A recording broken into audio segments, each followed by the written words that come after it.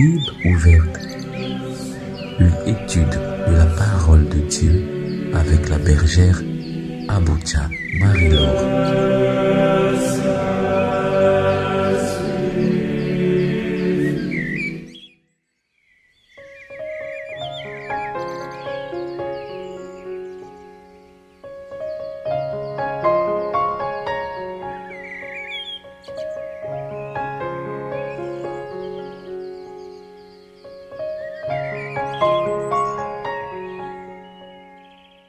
Shalom, chers frères et sœurs en Christ. Shalom, chers fils et filles de l'Alliance. Nous voici à nouveau ensemble pour notre cheminement à travers la Bible ouverte.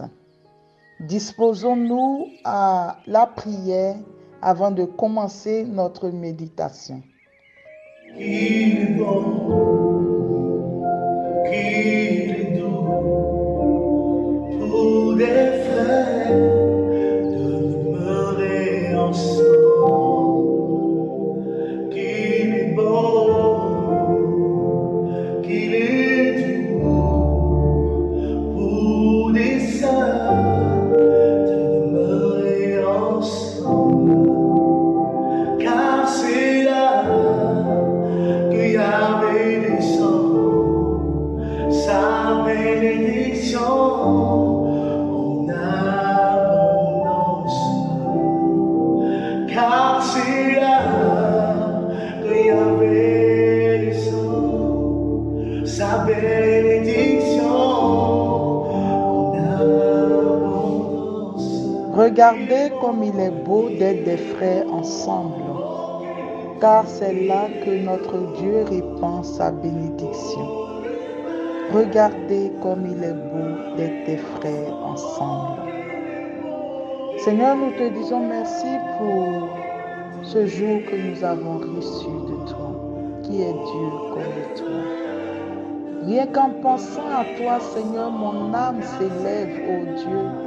Ton nom me rassure, ta présence me comble et tu es pour moi un trésor incommensurable. Le désir profond de mon cœur, c'est d'habiter ta présence, de demeurer à tes pieds, de me laisser nourrir et abreuver par ton amour, toi qui es, et tu es celui en dehors de qui personne d'autre n'est. Je regarde les cieux, Seigneur, je contemple l'assemblée des saints et des fidèles dans le royaume.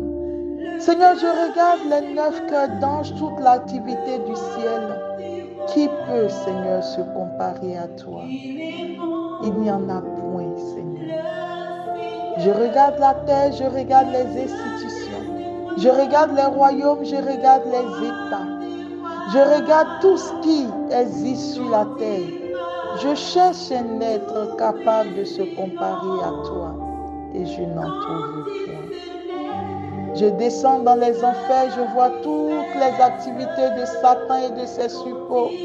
Je regarde qui peut se comparer à toi et qui peut t'égaler, je n'en trouve point. Tu es l'unique, le commencement et la fin, l'alpha et l'oméga. Je confesse que toi seul es Dieu. Je confesse que toi seul es Seigneur. Je confesse que tu es le roi des rois. Je confesse que tu es le Seigneur des seigneurs. Je confesse que tu es le oui et l'amen. Je confesse que tu es le commencement et la fin. Tu es le Dieu omniscient, omnipotent et omniprésent. Et la vie se trouve de ton côté.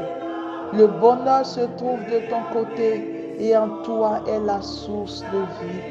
Et dans ta présence, nous trouvons la vie. Merci d'être celui qui est. Tu te présentes à nous comme je suis celui qui suis. Tu es et tu es souverain. Et tu es la richesse incommensurable. Tu es Dieu et tu es le bonheur parfait. La sainteté, ô Dieu total. Nous te disons merci d'être ce que tu es. Béni sois-tu, Seigneur.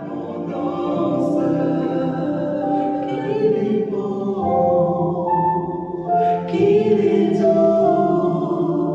pour des frères de demeurer ensemble.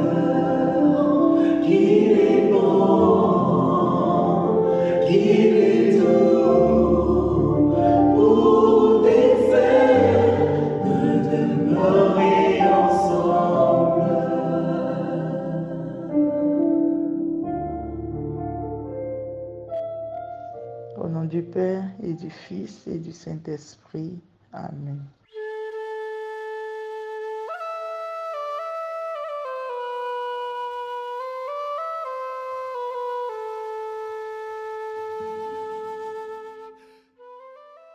Chers frères et sœurs, nous bénissons le Seigneur.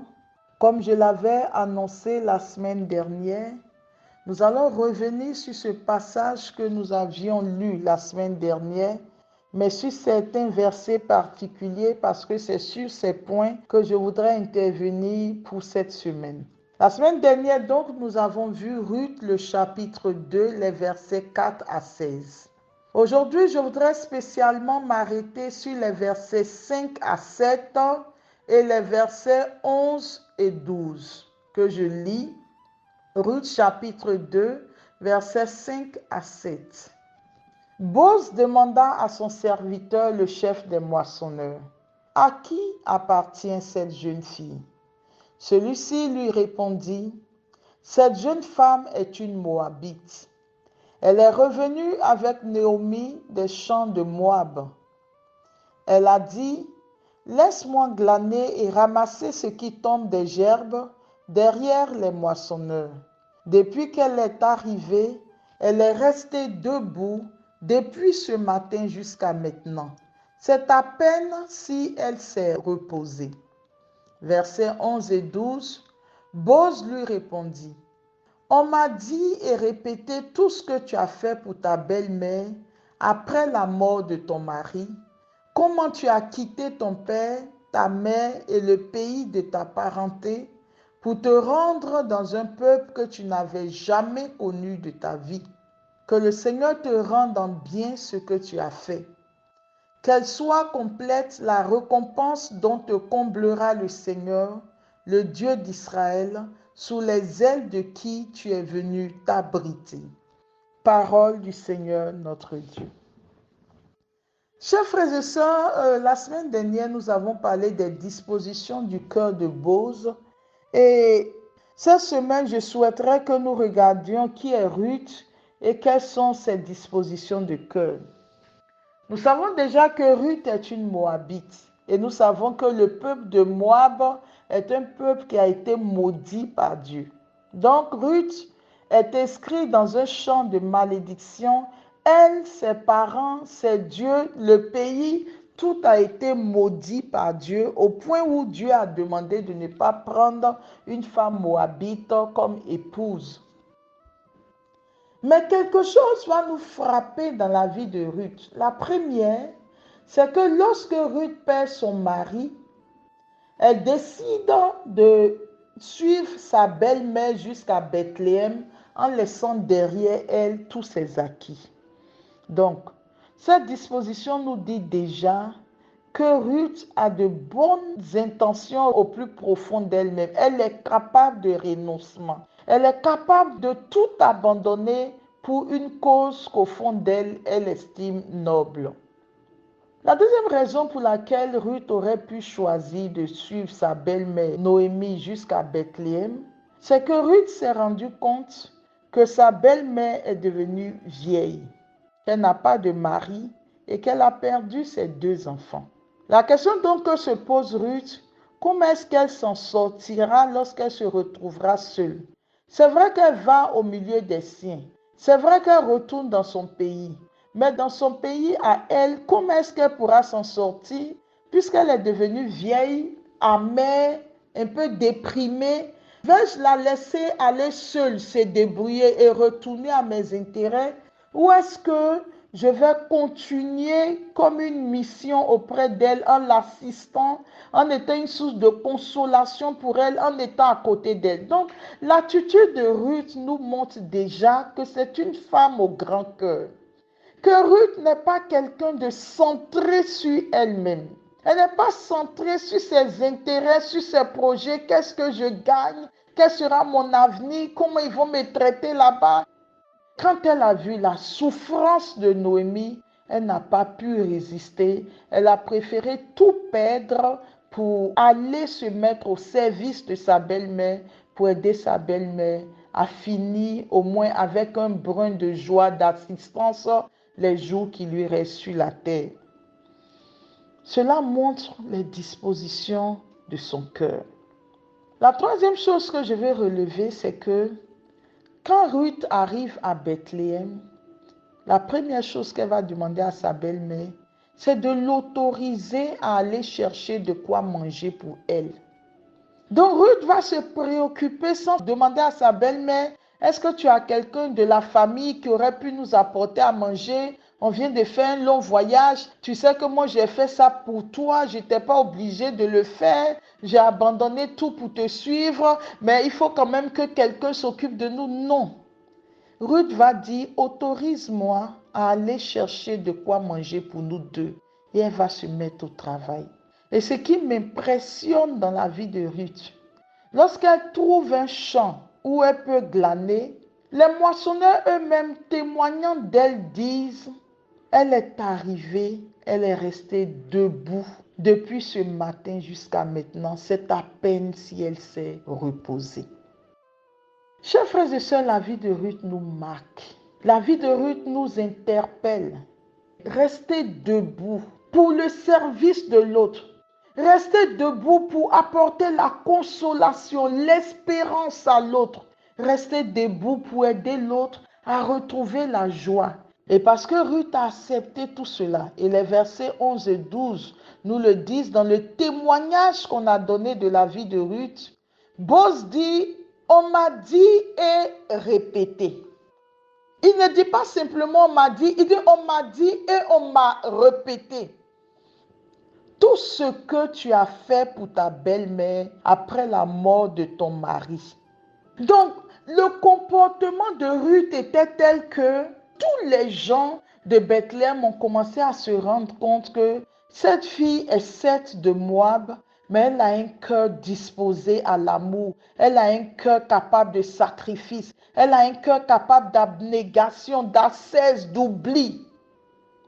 Chers frères et sœurs, c'est ainsi que dans notre monde actuel, il y a des gens qui se privent de tout par amour et pour le service des autres.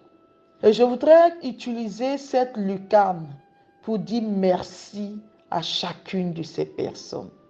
Toutes ces personnes qui ne se reposent jamais, qui sont toujours debout pour apporter de l'espérance, qui ne regardent pas à leur propre situation, qui ne se disent pas, mais moi qui s'occupe de moi, mais qui s'inscrivent dans une démarche d'abnégation, d'ascèse, de sacrifice pour apporter la vie, l'espérance, le bonheur, la joie de vivre. Toutes ces personnes qui sont debout envers et contre tout pour redonner aux humains leur dignité, je voudrais saisir cette lucarne pour appeler la bénédiction de Dieu, la protection de Dieu sur chacune de leurs vies.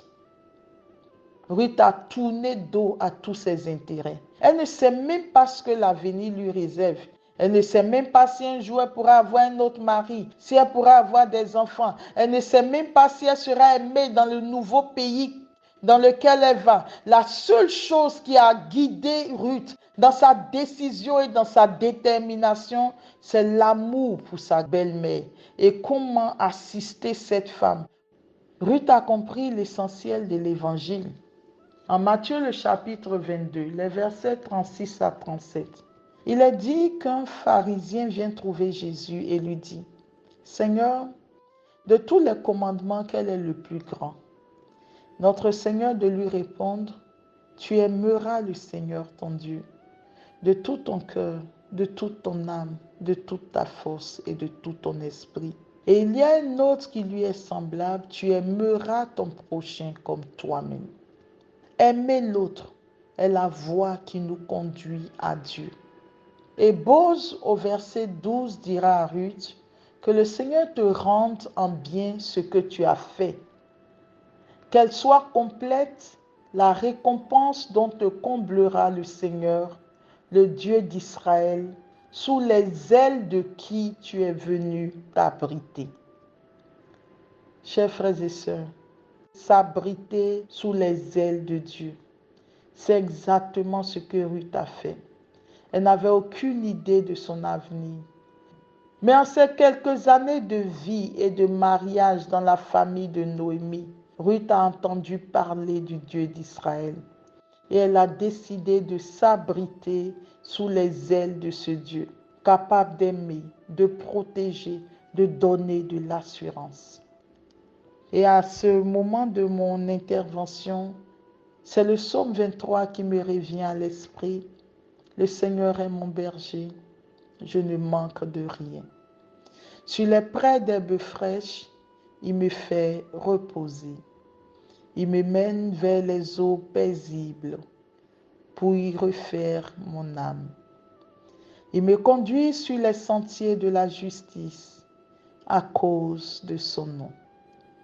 Quand je marche dans la vallée de l'ombre de la mort, je ne crains aucun mal, car tu es avec moi. Ta houlette et ton bâton me rassurent. Tu dresses une table devant moi face à mes ennemis. Tu oins d'huile ma tête et ma coupe déborde. La grâce et le bonheur m'accompagnent tous les jours de ma vie. Je voudrais donc, chers frères et sœurs, que nous soyons conscients qu'il y a une récompense. Il y a toujours une récompense pour toutes celles et ceux qui sont capables d'aider l'autre. Et il y a bien ce chant que j'aime: si tu dénoues les liens de servitude, si tu libères ton frère enchaîné, la nuit de ton chemin sera lumière de midi. Je voudrais, chers frères et sœurs, finir en nous remémorant ce passage de l'évangile de Saint Matthieu sur le jugement dernier. Matthieu chapitre 25, à partir du verset 31. Il est dit: quand le Fils de l'homme viendra dans sa gloire, et tous les anges avec lui, alors il siégera sur son trône de gloire. Toutes les nations seront rassemblées devant lui. Il séparera les hommes les uns des autres, comme le berger sépare les brebis des boucs. Il placera les brebis à sa droite et les boucs à sa gauche.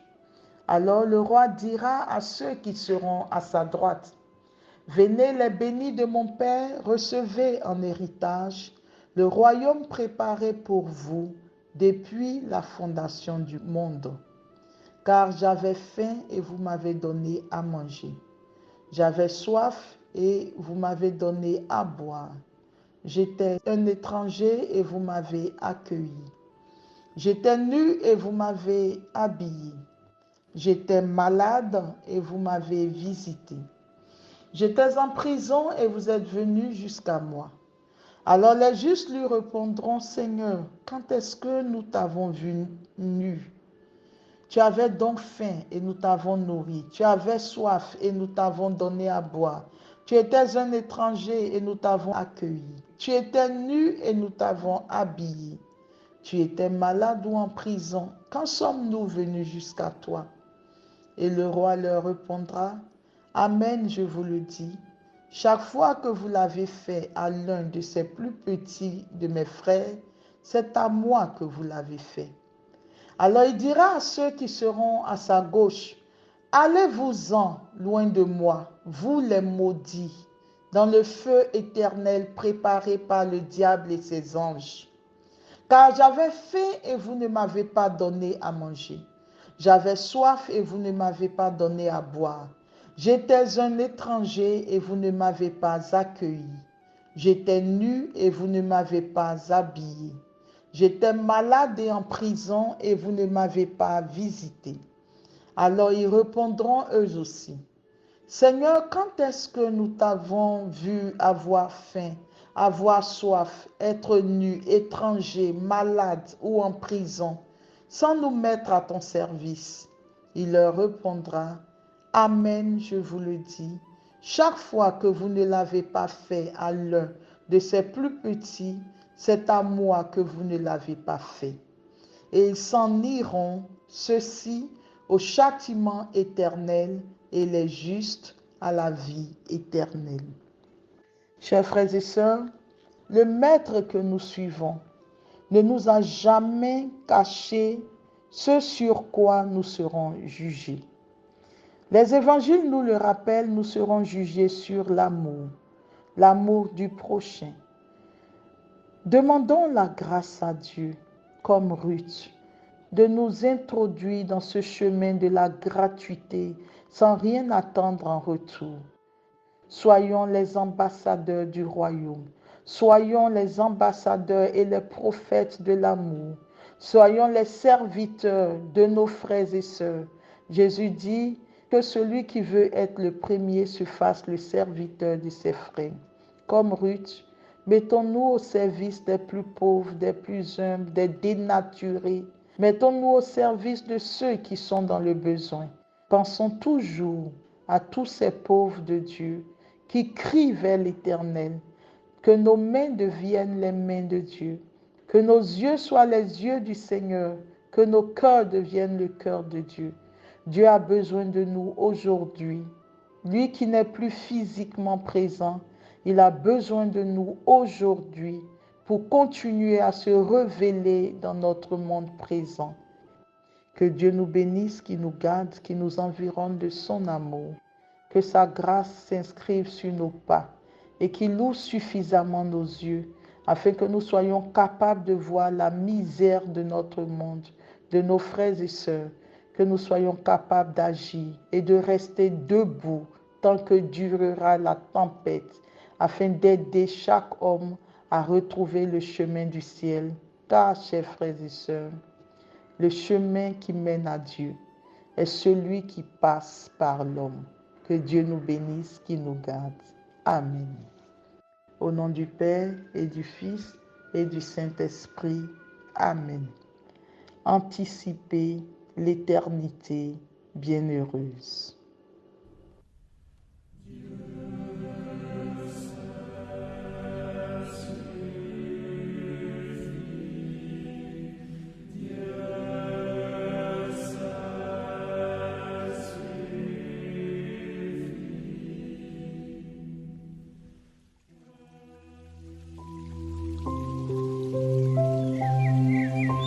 Venez de suivre la Bible ouverte, une étude de la parole de Dieu avec la bergère Aboutia Marie-Laure.